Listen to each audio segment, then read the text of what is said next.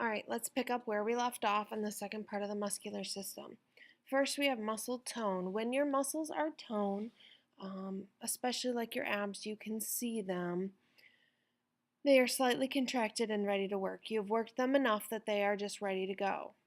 Atrophy.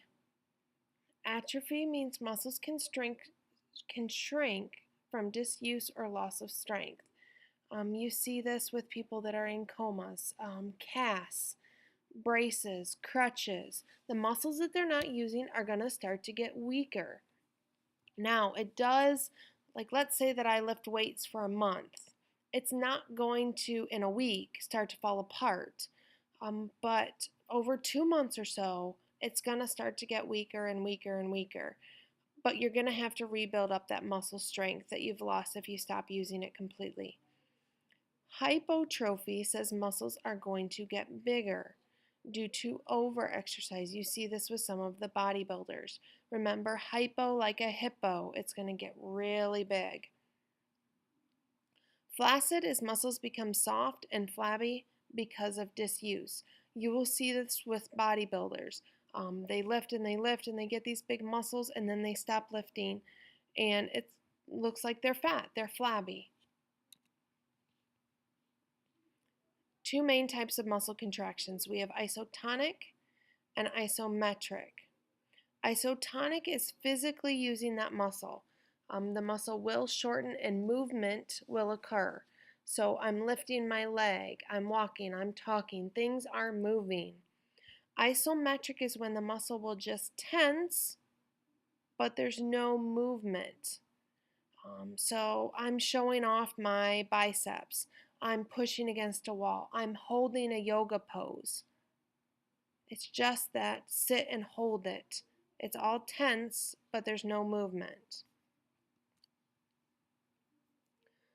Two main type of exercises. We have aerobic and anaerobic.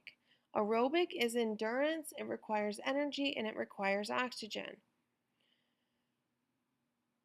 Aerobic exercise is going to make your muscles stronger, more flexible.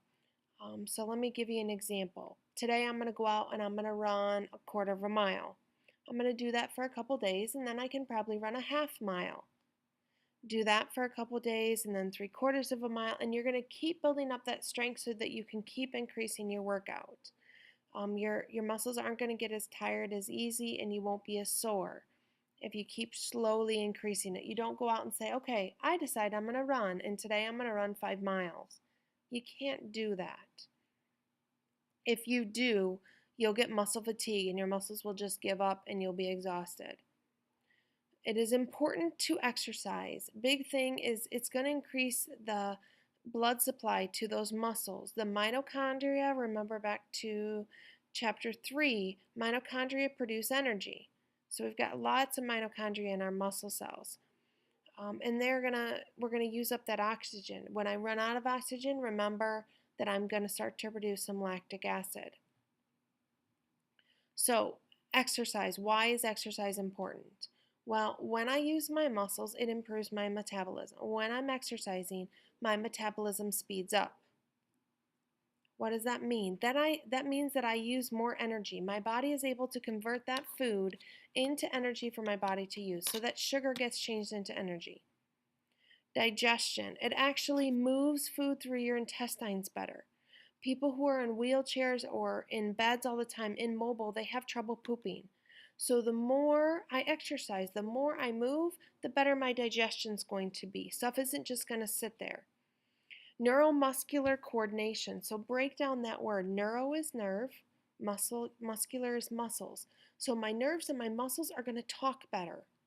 They're going to become more efficient. Exercise makes your skeleton stronger, your bones stronger. We talked about that when we talked about arthritis. Just going for a little walk, 20, 30 minutes a day, is going to make your bones stronger. It's also going to make your heart stronger and your lungs stronger and more efficient. What does that mean?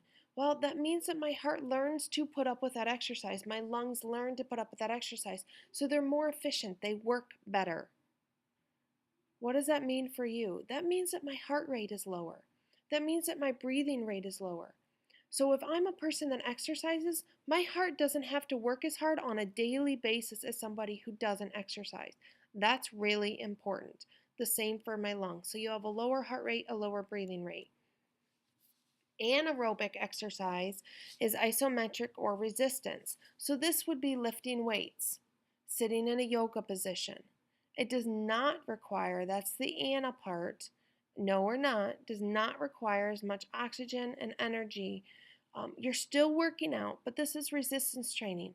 Aerobic is going to make me skinnier. It's going to use up that fat. Anaerobic is going to make my muscles bigger.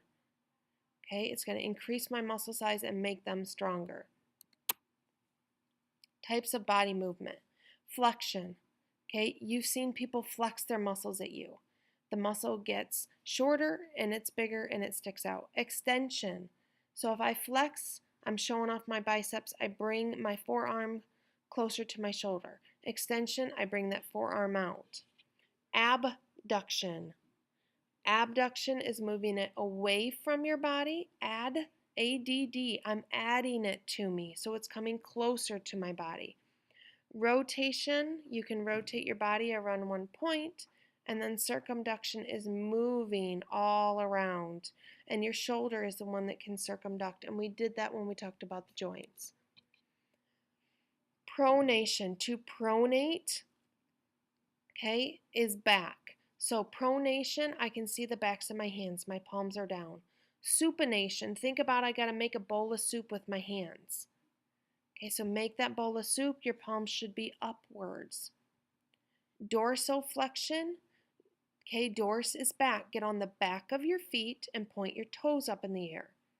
Plantar flexion, you got your toes down and your heels are up. Inversion and eversion. Inversion says I'm on the inside of my feet. So if you look at the bottom of your shoes, are they worn out on the inside by your arch or are they worn out on the outside?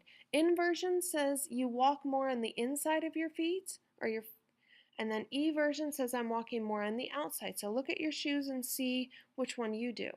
And then opposition is to be able to touch your thumb to your fingertips.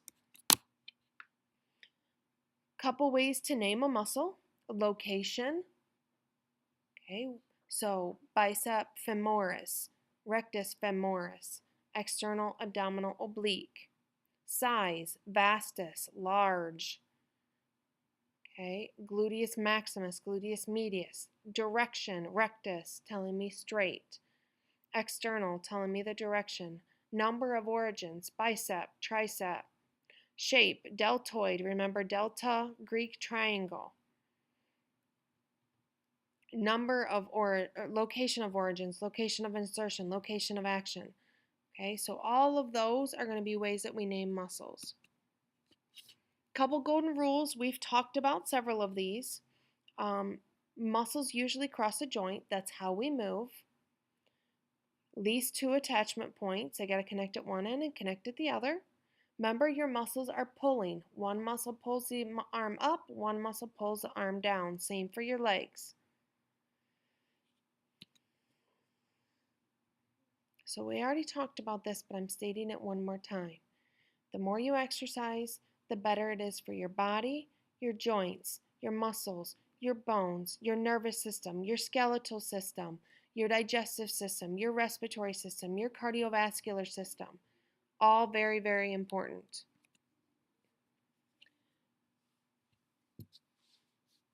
As you work your muscles, they are going to get stronger. Strength is the capacity to do work. So if I am lifting weights, my biceps are going to be able to lift more and hold that for longer. As you age, your muscles start to get weaker. So that's why it's really important to go for that walk, to exercise, to do a little bit of lifting weights as you get older. The stronger your muscles are, the stronger that your bones are. So it's going to help keep that tissue working. It's also going to help to keep fat off, and it's going to help it so that your muscles don't become weak, so that you can still exercise. So it's really important that I exercise. It's going to help me look younger and feel younger.